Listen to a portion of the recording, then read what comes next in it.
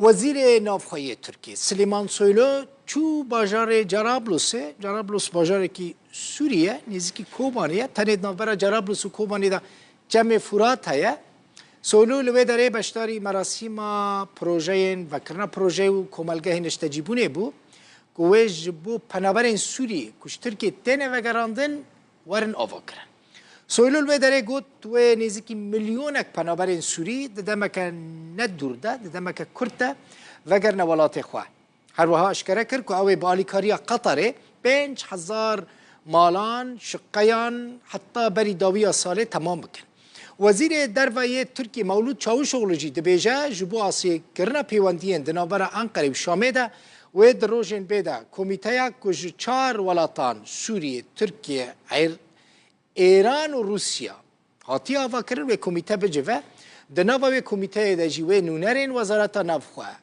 وزارت بروانی و استخبارات جی başlar bebin.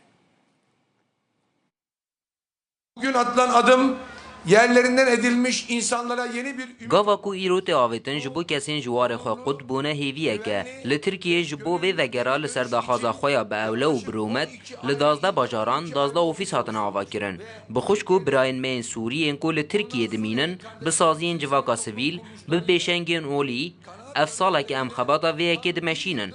Bi saya birayên me dê li vir jiyaneke nû dest pê bike. Ev navçe dê êdî ne navçeyên şer, alozî û krîzan bin. Dê navçeyên hêviyê û siberojê bin. Xwedê ezin bide, di nava demekê Kurd de, em ê di nava 2 sal û nîv heta 3 salan de 240,000 yekeyan ava bikin û 1 milyon mirov dê li vê navçeyê bên bicihkirin û dê jiyana xwe li vir berdewam bikin.